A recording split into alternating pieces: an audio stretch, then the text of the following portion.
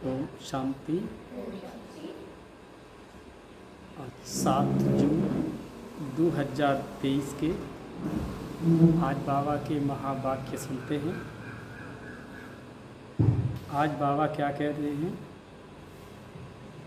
कि मीठे बच्चे, तुम्हें देह सहित इस सारी दुनिया का त्याग करना है।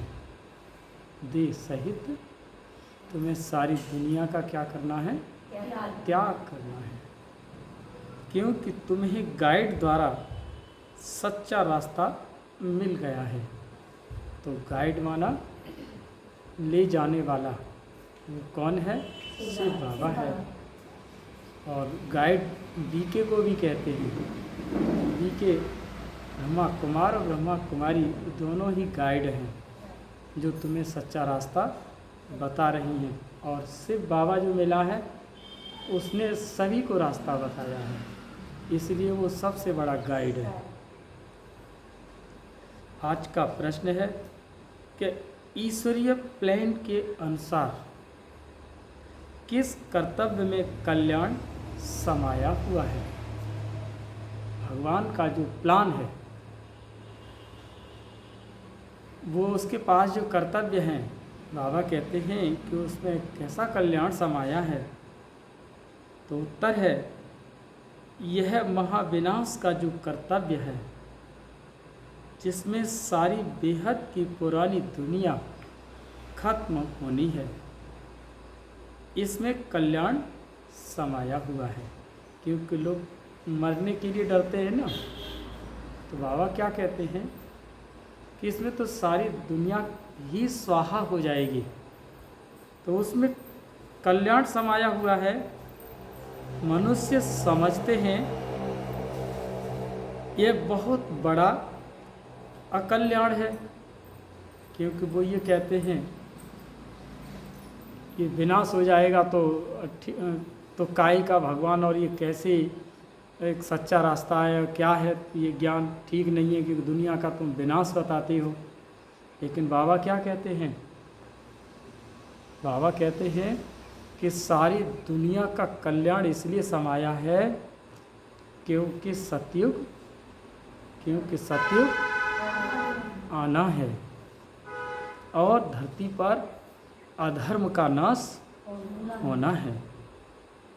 लेकिन बाप कहते हैं, मैंने यह ज्ञान यज्ञ जो रचा, इसमें सारी पुरानी दुनिया की आहुति देनी पड़ेगी। पुरानी दुनिया की आहुतियाँ पड़ेंगी इसके अंदर, फिर नई दुनिया आएगी, फिर नई दुनिया आएगी। गीत है ओम नमः शिवाय। ओम माने अहम में आत्मा, नमः माने नमस्कार, और शिव माने शिवाय माने शिव को। मैं आत्मा शिव को नमन करती हूँ। ओम शांति। बच्चों ने गीत सुना, यह महिमा किसकी थी? तुम माता पिता अर्थात परम पिता परमात्मा की महिमा। उचित उच्च भगवान वही है, उचित उच्च गॉड फादर। वो कौन है? गॉड फादर है। ईश्वर को फादर कहा जाता है, जिसका किसका फादर? सारी मनुष्य सृष्टि का फादर।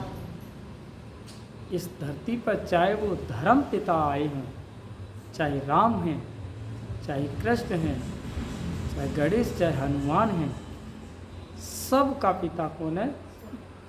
गॉड फादर, शिव बाबा। मनुष्य सृष्टि का रचयिता है। वास्तव में सभी मनुष्य मात्र के दो बाप हैं, एक लौकिक और दूसरा है पारलौकिक। हुआ आत्माओं का बाप।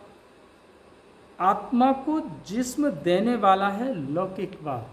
जिस्म देना माना शरीर के द्वारा जन्म देना, वो लौकिक बाप है। आत्मा तो निराकार ही है, लेकिन उसके अंदर जो चैतन्य शक्ति है वो कैसी है?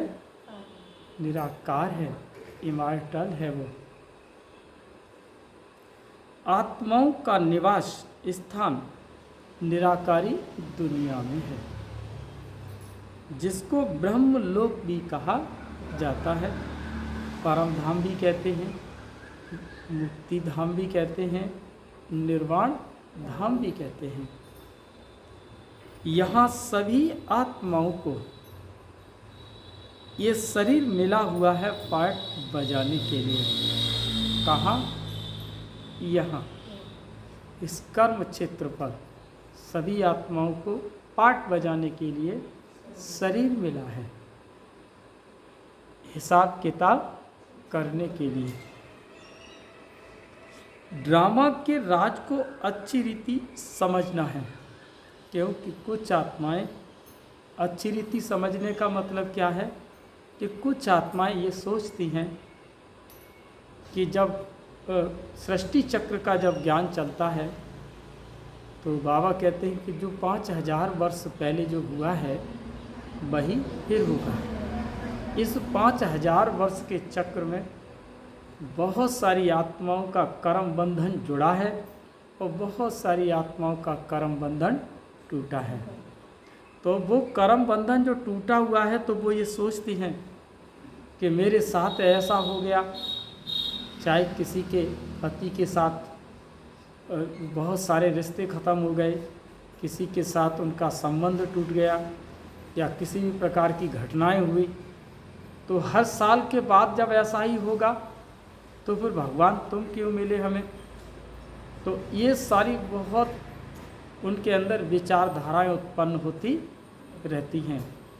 किसी की कोई घर में घटना हो जाती है, बच्चे बिछुड़ जाते हैं, तो फिर भगवान के ऊपर तहमत लगा देते हैं, कह देते हैं कि क्या फ़ायदा। तो लेकिन भगवान क्या कहना चाहते हैं यहाँ, ये ड्रामा के राज को तुम्हें अच्छी रीति समझना है। तो अच्छी रीति समझने का मतलब ही है कि जो हादसा हमारे जीवन में हुआ है वो हादसा ये कहता है कि वो तुम्हें कोई दिशा देने के लिए आया है। जो हादसा होता है जीवन में वो किस लिए होता है? वो हमें क्या देता है? एक दिशा देता है कि तुम्हारे जीवन में हुआ ही इसलिए है कि जो दिशा मिल रही है वो दिशा सृष्टि चक्र के अनुसार तुम आत्माओं का जो पार्ट है वो एक नई दुनिया के लिए है। इसलिए इस ड्रामा को अच्छी रीति समझना है। तुम जानते हो कि गॉड फादर की महिमा सभी से न्यारी है। गाते भी हैं ओ गॉड फादर। मनुष्य सृष्टि का बीज रूप है, यह है उल्टा झाड़। बीज बाप ऊपर में है। जब कहते हैं ओ गॉड फादर तो ऊपर में नज़र जाती है। ओ गॉड फादर, हे पिता, बहुत सारे शब्द निकाल करके ऊपर ही तो ध्यान देते हैं।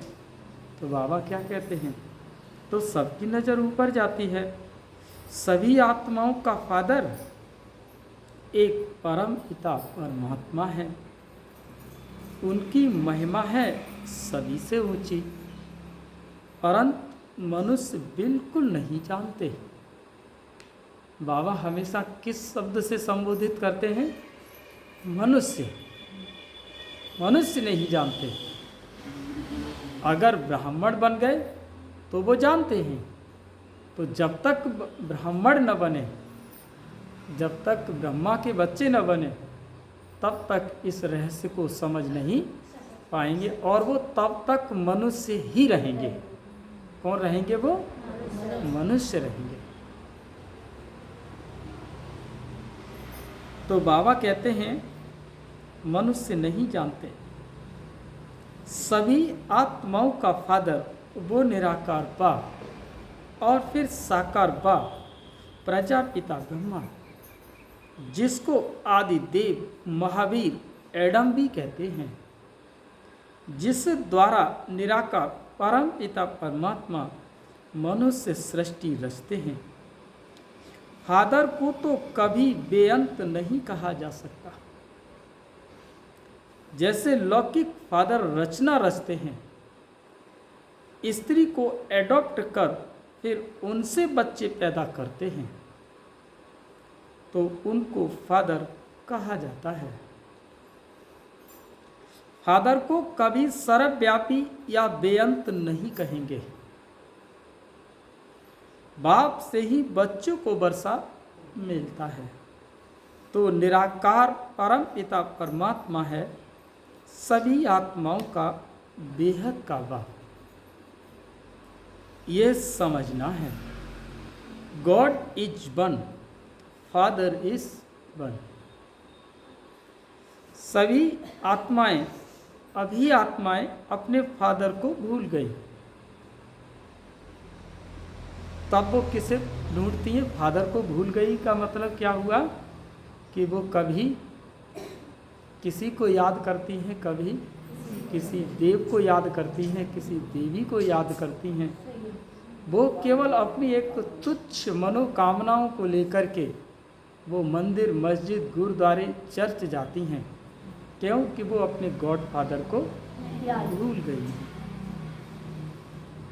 फादर को भूलने के कारण सभी मनुष्य मात्र ऑर्फन बन गए, वो अनाथ बन गए, क्योंकि उन्हें बाप का ही पता नहीं, तो उन्हें क्या कहा जाता है? अनाथ कहा जाता है। फादर को न जानने के कारण बहसत को यानी रचना अथवा भाई बहन को याद करते रहते हैं। माना मंदिर, मस्जिद, गुरुद्वारे, चर्च जाना, माना किसे याद कर रहे हैं? वो अपने पुरुषोत्तम भाई को याद कर रहे हैं। वो अपनी पुरुषोत्तम, जिसे देवी कहते हैं, पुरुषोत्तम देवी को याद कर रहे हैं तो वो भाई बहन, लेकिन वो कैसे हैं? पुरुषों में उत्तम हैं वो। अगर हम किसी देवी में गए, मंदिर में गए, तो वो पुरुषोत्तम देवी है। किसी मंदिर में गए तो वो पुरुषोत्तम देव है।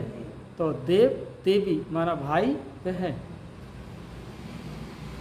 फादर को भूल आपस में ही लड़ते झगड़ते रहते हैं, निधन के बन पड़े हैं।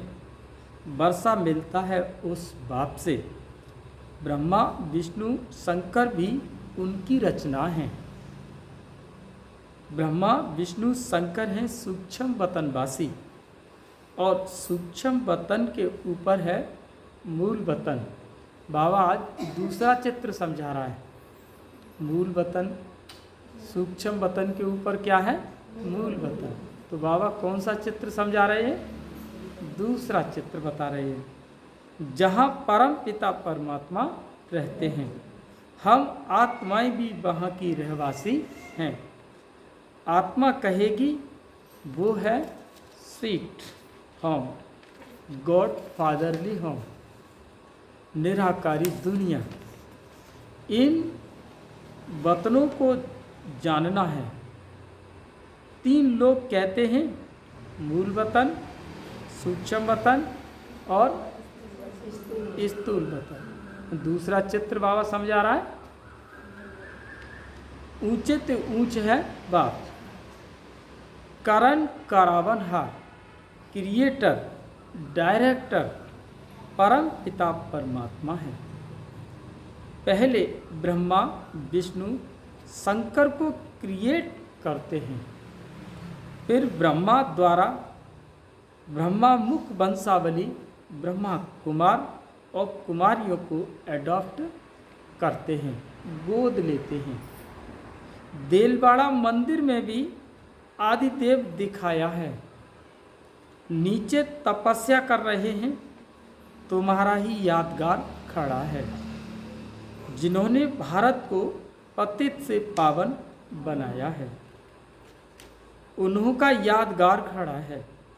सभी सजनियों का साजन एक ही है, बरोबर मंदिर में जगत अम्बा और जगत पिता बैठे हैं, राजयोग की तपस्या कर रहे हैं। भगवान उवाच, मैं ब्रह्मा तन द्वारा बैठ तुमको राजयोग सिखलाता हूँ। जगत अम्बा भी है, प्रजापिता ब्रह्मा भी है और ब्रह्मा कुमार कुमारियाँ भी हैं, अधर कुमारियाँ भी हैं। कौन है सब? अधर कुमारियाँ भी हैं। मंदिर वाले खुद नहीं जानते कि कुमारियाँ कौन और अधर कुमारी कौन। माउंटाऊ पर अधर कुमारी का भी मंदिर है, जाओ तो अब की देख करके आना। जरूर जगत अम्बा और जगत पिता के बच्चे होंगे। उन सबको बैठ राजयोग सिखाते हैं। पहले पहले ब्रह्मा को कैसे रचते हैं वह भी बताते हैं कि साधारण तन में वानप्रस्थ अवस्था में प्रवेश करता हूँ।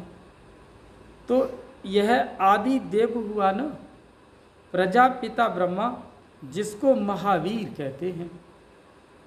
वह किसका बच्चा है? बाप बैठ समझाते हैं कि मैं इस ब्रह्मा तन में प्रवेश करता हूँ। मेरा नाम है शिव। ऐसे नहीं कि बाबा आते ही नहीं है, गाया हुआ है यदा यदा ही धर्मस्य। गीता में श्लोक है ना कि जब जब धर्म की गिलानी होती है तब तब मैं आता हूँ। तो इसका मतलब वो पहले भी आया है और अब फिर धर्म की क्या हो रही है, तो फिर वो आया है। तो इतनी बात छोटी सी नहीं समझ पाते और कितने धर्म सत्संग बन के खड़े हो गए, बहुत सारी दुकानें लग गई। लेकिन यह है कि सौदा सस्ती मिलती है, ग्राहक वहाँ चला जाता है। लेकिन वो ये नहीं जानते कि सौदा में है क्या। जहाँ पर नियम कानून थोड़े ज़्यादा हो जाते हैं तो भगवान को चेंज कर लेते हैं, भगवान को बदल देते हैं ना। माना दुकान बदल गई, दुकान बदल गई तो दुकानें लग रही हैं हर जगह। लेकिन इतना सत्य है कि तुम्हें सौदा तो लेनी पड़ेगी। वो एक अलग बात है कि सौदा अच्छी कैसी है और सस्ती कैसी है, ये तुम्हें अपनी बुद्धि से समझना है। तो बाबा कहते हैं कि यदा यदा भगवान आया था और फिर आया है। इस समय ये है ही पतित दुनिया। पावन दुनिया कैसे बनेगी तो वो समझना चाहिए। बाबा समझाते हैं कि मैं ही सद्गति दाता हूँ। गंगा नदी को गति सद्गति दाता नहीं कह सकते। पतित पावन परम पिता परमात्मा ही है। वो हेविनली गॉड फादर ही स्वर्ग की स्थापना करते हैं। जबकि उनकी संतान है तो फिर क्यों नहीं गॉड फादर से स्वर्ग का वर्षा मिलना चाहिए। समझ की बात है ना कि देलवाड़ा मंदिर में भी पूरा यादगार है। नीचे तपस्या में बैठे हैं और ऊपर में स्वर्ग का यादगार है। देलवाड़ा मंदिर गए हैं ना आप लोग, तो बाबा कहते हैं ऊपर में यादगार है। देवी देवताएं भारत में ही थे, जरूर बाप आते हैं पतितों को पावन बनाने। कहते हैं मैं कल्प कल्प और कल्प के संगम युगे युगे आता हूँ। संगम युग है, ऑस्पिशियस युग, माना गुप्त युग है। कौन सा युग है? गुप्त युग है, ऑस्पिशियस। जैसे तुम्हारा वो होता है, अभी कौन सा महीना आएगा? लौंग का महीना, वो गुप्त होता है। ऐसे ही यहाँ भी ये है, ये गुप्त है ये। जबकि कलयुग के अंत में मैं आकर सतयुग की स्थापना करता हूँ। यह बाप बैठ समझाते हैं। वो जन्म मरण रहित है, मनुष्य को भगवान नहीं कहा जाता। मनुष्य तो 84 जन्म लेते हैं। तुम बच्चे जानते हो, ये है मृत्युलोक। सत्य को कहा जाता है अमरलोक। ये है रौरव नर्क। मनुष्य मात्र सब एक दो को काटते रहते हैं। भारत ही पावन था जिसमें देवी देवताएं राज्य करते थे। वह आते ही हैं पतित दुनिया, पतित शरीर में। जरूर जो पहले सतयुग में आए होंगे उनके ही अंतिम जन्म के तन में बाप आए होंगे। गाया भी जाता है कि आत्मा परमात्मा अलग रहे बहुकाल, है ना। और सुंदर मेला कर दिया जब, हाँ, माना पूरा हिसाब हो गया ना। पहले पहले आदि सनातन देवी देवता धर्म वाले ही थे। 84 जन्म भी उनके ही हैं। इस्लामी, बौद्धि आदि 84 जन्म नहीं ले सकते।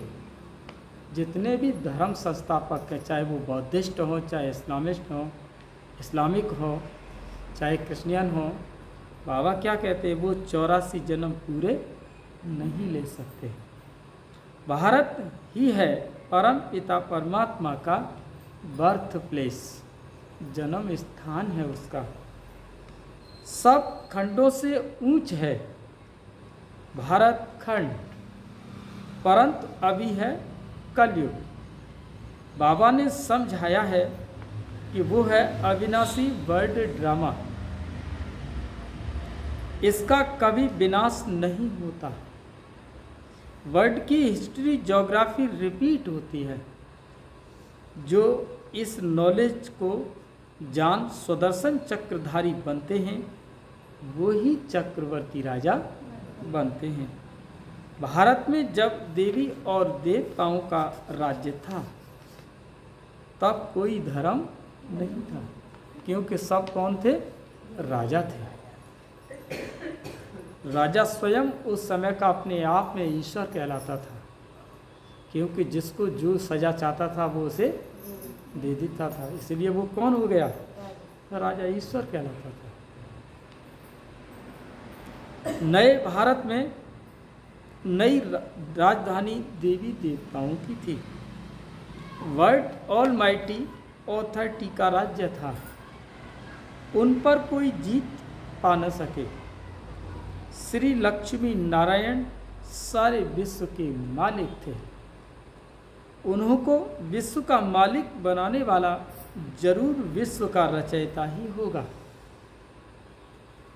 वो है परम पिता परमात्मा, गॉड फादर। इस समय देवी देवताओं का नाम निशान नहीं है। देवी देवताओं के सिर्फ चित्र हैं, परंतु उनके ऑक्यूपेशन को कोई नहीं जानते। इस समय गवर्नमेंट में भी कोई ताकत नहीं है। अपने धर्म का पता नहीं है। कहा जाता है रिलीजन इज माइट। रिलीजन स्थापन करने वाला है बाप। उनको ही सर्वशक्तिवान कहा जाता है। तो गॉड फादर भी है। फिर उनको नॉलेजफुल कहा जाता है, तो फिर टीचर भी है। और फिर उनको पतित पावन कहा जाता है, जो सतगुरु भी है। उनका कोई फादर नहीं, वो है सुप्रीम फादर, सुप्रीम टीचर, क्योंकि नॉलेजफुल है। और कोई भी मनुष्य ड्रामा के आदि मदंत की नॉलेज को नहीं जानते। सदगति दाता भी सबका वह एक है। उनका कोई गुरु नहीं। वही बेहद का बाप, बेहद का टीचर और बेहद का सतगुरु है। बाप समझाते हैं कि भारत अब कंगाल और पतित है। पतित बनाती है माया रावण। अभी भारत आसुरी राजस्थान है। सतयुग में दैवी राजस्थान था, जिसको स्वर्ग हेवन कहा जाता है।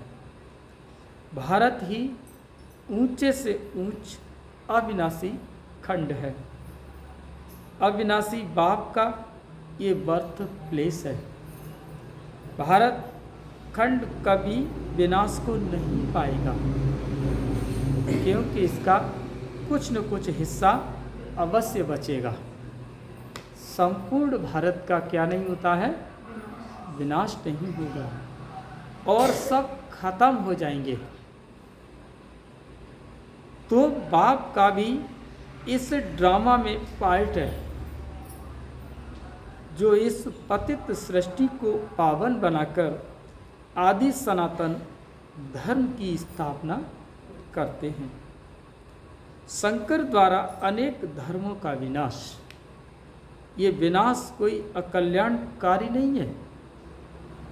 बाबा ने क्या कहा, ये जो विनाश होगा वो अकल्याणकारी नहीं है, इसमें कल्याण समाया हुआ है। क्योंकि जो शुद्ध और सात्विक और सतो प्रधान आत्माएं हैं, उनका भी तो पाठ शुरू होना है। अरे भाई, सुबह निकला है, सुबह जब निकली है तो शाम भी तो इंतज़ार कर रही है। दोपहर तो गवाही देने के लिए खड़ा हुआ है, दोपहर भी तो गवाही देने के लिए तैयार है कि सुबह तुम निकल पड़ी और मैं दोपहर आ गया हूँ, शाम तुम्हारा इंतज़ार कर रही है। तो ऐसे ही सतयुग आएगा, उसका भी तो इंतज़ार है। तो उसमें तो तुम आत्माएं जो शुद्ध और सात्विक प्रकृति की आत्माएं हैं, तो वो सतयुग उन आत्माओं का क्या कर रहा है, इंतजार कर रहा है। यह है रुद्र ज्ञान यज्ञ, जिससे विनाश ज्वाला प्रज्वलित हुई। बाप कहते हैं, गीता का रचयिता मैं निराकार परम पिता परम आत्मा हूँ। मनुष्यों ने फिर श्री कृष्ण का नाम डाल दिया है। भगवान वाच, मैं तुमको राजयोग सिखाता हूँ, तुम राजयोगी हो। तुम्हें सारी पुरानी सृष्टि का देह सहित सब कुछ है, सबका त्याग करना है। मैं गाइड बन सबको वापस ले चलने आया हूँ। बाप ही दुखों से लिबरेट करते हैं। आधा कल्प है भक्ति अर्थात रावण राज्य, और आधा कल्प है राम राज्य। यह बाप बैठ समझाते हैं, कोई मनुष्य नहीं समझते। अभी बाप आत्माओं से बात करते हैं, समझाते हैं, बच्चे तुम्हारा ये है प्रवृत्ति मार्ग। भारत में प्योरिटी थी तो पीस प्रॉस्पेरिटी भी थी। अभी प्योरिटी नहीं तो पीस प्रॉस्पेरिटी भी नहीं। सब रोगी और दुखी हैं। अभी भारत दुखधाम है, भारत ही सुखधाम था। अब बाप कहते हैं, बच्चे मेरे साथ योग लगाओ। पहले तो निश्चय होना चाहिए कि हम आत्मा हैं, न कि परमात्मा। परमात्मा की तो महिमा बहुत भारी है। अभी तुम भी सतयुग में सब पवित्र थे, अब अपवित्र बन गए हो कि ब्राह्मण, देवता, क्षत्रिय, वैश्य और शूद्र, ये वर्ण है ना। तुम हो प्रजापिता ब्रह्मा की औलाद ब्राह्मण। आदिदेव ब्रह्मा को किसने जन्म दिया? बाप कहते हैं, मैंने इसमें प्रवेश कर इनका नाम ब्रह्मा रखा, इनको एडॉप्ट किया। ये भागीरथ है, इनके द्वारा मैं तुम्हें माया पर जीत प्राप्त कराता हूँ। बाकी कोई युद्ध आदि का मैदान नहीं है। तुम हो अहिंसक। हिंसा डबल होती है, एक तो काम कटारी की हिंसा और फिर दूसरी है मारने की हिंसा। बाबा कहते हैं ये काम महाशत्रु है, इसने तुम्हें आदि मध्य अंत दुख दिया है।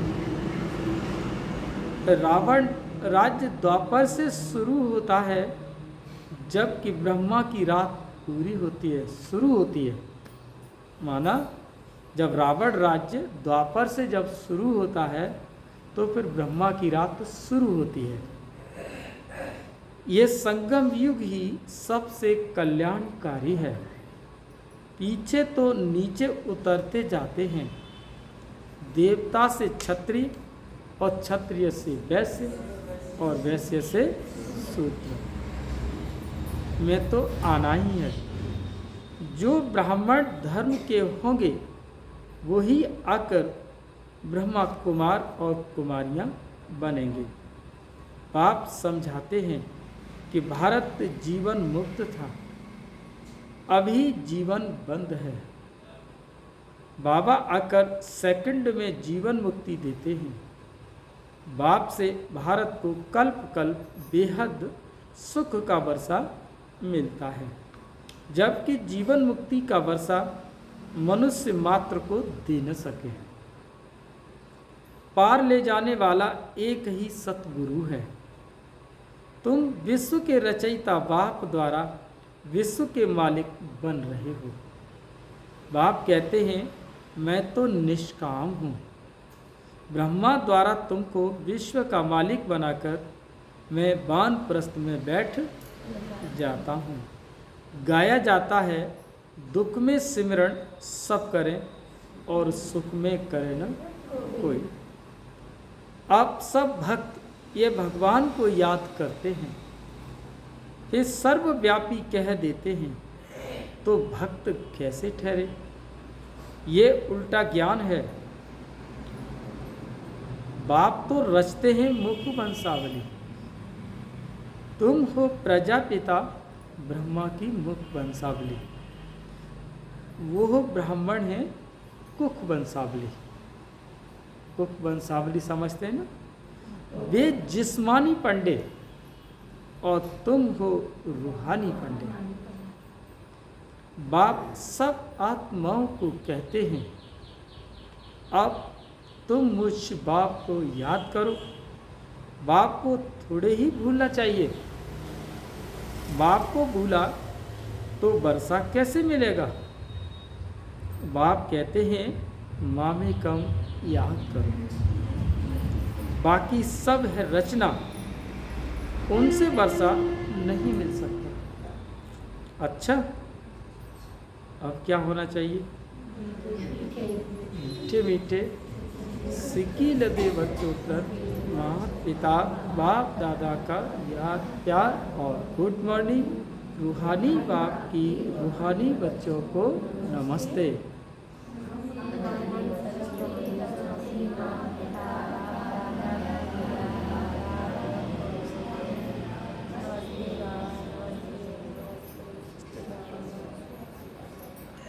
धारणा के लिए मुख्य सार पहला पॉइंट है कि ड्रामा के राज को अच्छी रीति जानकर पाठ बजाना है। अभी हम धनी बाप के बने हैं, कब आपस में लड़ना झगड़ना नहीं है। दूसरा है बाप गाइड बन सबको लेने आया है। अब दे सहित सब कुछ भूल एक बाप को ही याद करना है। और आज का वरदान है,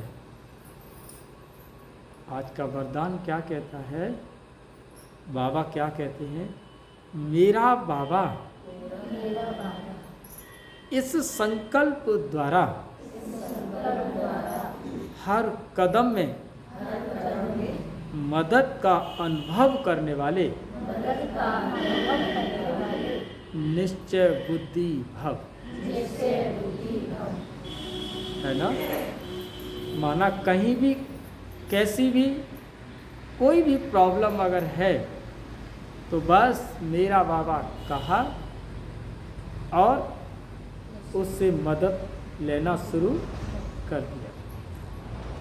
ड्रामा अनुसार जो पक्के निश्चय बुद्धि हैं, दिल में संकल्प कर लेते हैं कि मेरा बाप मेरा, मैं बाप का, तो ऐसे बच्चों को स्वतः मदद मिलती है। सिर्फ सच्ची दिल से कहो मेरा बाबा, तो हर कदम में मदद की अनुभूति होती रहेगी। जिन बच्चों का एक बाप के साथ अटूट प्यार है, उन्हें कोई भी बात रोक नहीं सकती। बाप का प्यार सब बातों से पार करा देता है। वे उड़ते रहते हैं।